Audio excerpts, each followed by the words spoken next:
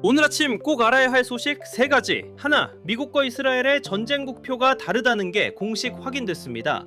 트럼프가 이스라엘의 추가 공격을 멈추라고 했고, 일본 총리에게는 진주만을 언급하며 지원을 요구했습니다. 둘, 카타르 LNG 생산 17%가 3년에서 5년간 멈춥니다. 연간 200억 달러 피해, 에너지 위기가 장기전으로 넘어갔습니다. 셋, 금리 인하가 2027년 중반까지 없을 수 있다는 전망이 나왔습니다. 월가가 이틀째 하락했습니다. 금값 하락의 역설, 베이조스 AI 펀드까지 준비되어 있습니다.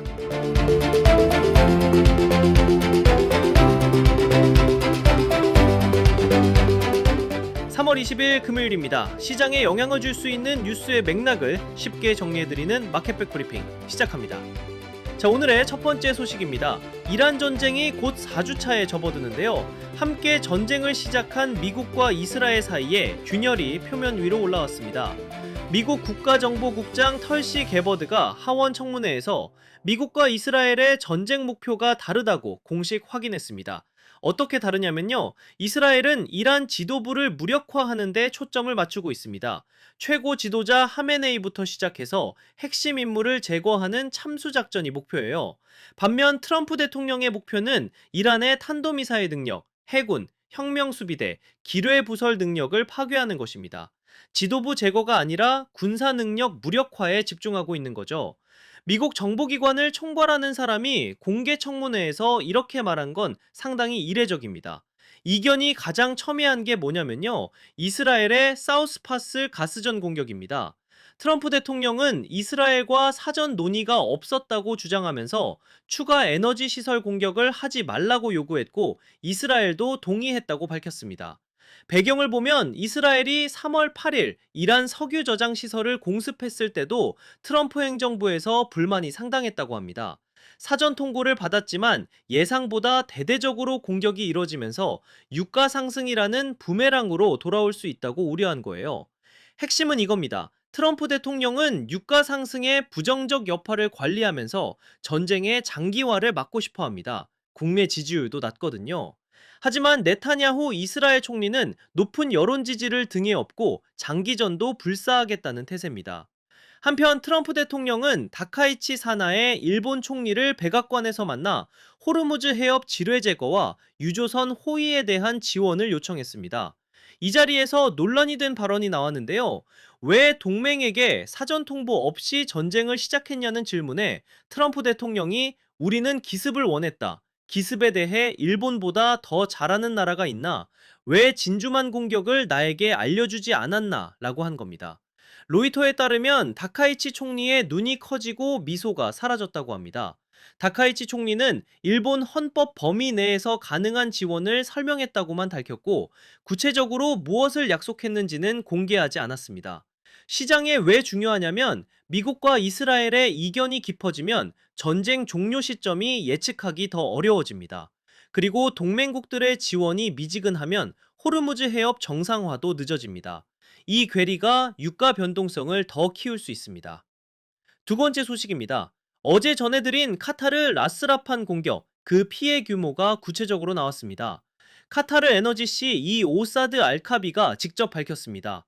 카타르 전체 LNG 수출 능력의 17%가 타격을 입었습니다. 규모가 어느 정도냐면요. 연간 1280만 톤의 LNG 생산이 중단됩니다. 연간 200억 달러, 우리 돈으로 약 30조 원의 매출 손실이에요. 더 심각한 건 복구 기간입니다. 3년에서 5년이 걸린다고 합니다. 알카비시 이오는 장기 계약에 대해 포스 마주르를 선언할 수도 있다고 했어요. 포스 마주르가 뭐냐면 우리 잘못이 아닌 외부 요인으로 계약을 이행할 수 없다는 법적 선언입니다. 이게 선언되면 유럽과 아시아에 공급되던 LNG가 수년간 줄어드는 거예요. 한국에는 어떤 영향이 있을까요? 한국은 카타르에서 전체 LNG 수입의 약 25%를 들여옵니다. 라스라판 생산 중단이 장기화되면 국내 가스 공급에 직접 차질이 생기고 LNG 현물 가격도 급등할 수 있습니다. 유가 동향도 볼게요. 어제 장중 브렌트유가 119달러까지 치솟았다가 이후 차익 실현에 108달러 65센트에 마감했습니다.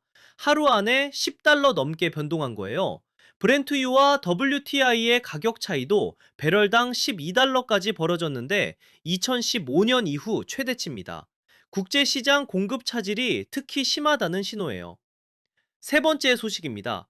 파월 의장의 매파 발언 여파가 이어지면서 시장에 충격적인 전망이 나왔습니다.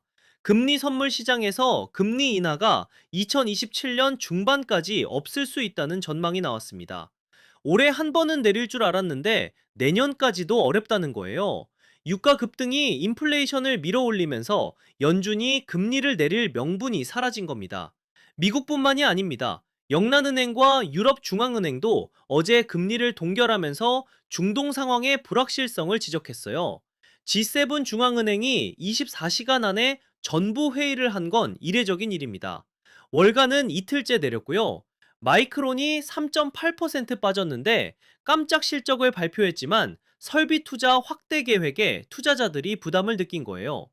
테슬라도 자율주행 안전조사 확대에 3.2% 하락했습니다. 흥미로운 건 금값입니다. 전쟁이 나면 보통 금값이 오르잖아요. 그런데 지금 반대입니다. 2월 말 5,400달러였던 금이 4,600달러대로 떨어졌어요. 왜 그러냐면 금리 동결이 길어지면서 이자가 안 나오는 금보다 채권이 더 매력적이 된 거고 달러 강세도 금 매수 부담을 키우고 있습니다. 전쟁은 금 상승이라는 공식이 깨진 거예요. 다만 금리가 실제로 인하에 나서면 반등할 수 있다는 전망도 있습니다. 수치로 정리합니다. 간밤 미국 증시 이틀째 하락, S&P 500 6606 마이너스 0.27%, 나스닥 22090 마이너스 0.28%, 다우 46021 마이너스 0.44%. 어제 우리 시장은 코스피 5763 마이너스 2.73%였습니다. 외국인이 1조 8700억 원을 순매도했고 개인이 2조 4천억을 사들였지만 역부족이었습니다. 건설 에너지만 올랐고요. SK이터닉스가 26% 급등했습니다. 유가 브렌트 108달러 65센트 바강, 장중 112달러까지 치솟았다가 되돌림, 금은 4,600달러대, 안전자산인데 오히려 하락 중입니다. 빠른 뉴스 하나 짚겠습니다. 월스트리트 저널 보도인데요. 아마존 창업자 제프 베이조스가 1,000억 달러, 우리 돈 150조 원 규모의 AI 제조 펀드를 만들고 있습니다. 뭘 하려는 거냐면요. 제조업 회사를 인수해서 AI 기술로 자동화를 가속화하겠다는 겁니다. 반도체 제조, 방산, 항공 우주 분야가 타겟이에요. 중동과 싱가포르를 돌며 세계 최대 자산운용사들을 만나고 있다고 합니다. AI가 소프트웨어를 넘어 제조업까지 본격 침투하는 신호입니다. 한국의 제조업 강점을 가진 기업들에게도 장기적으로 기회가 될 수 있습니다. 오늘 소식들의 시장 영향을 정리합니다.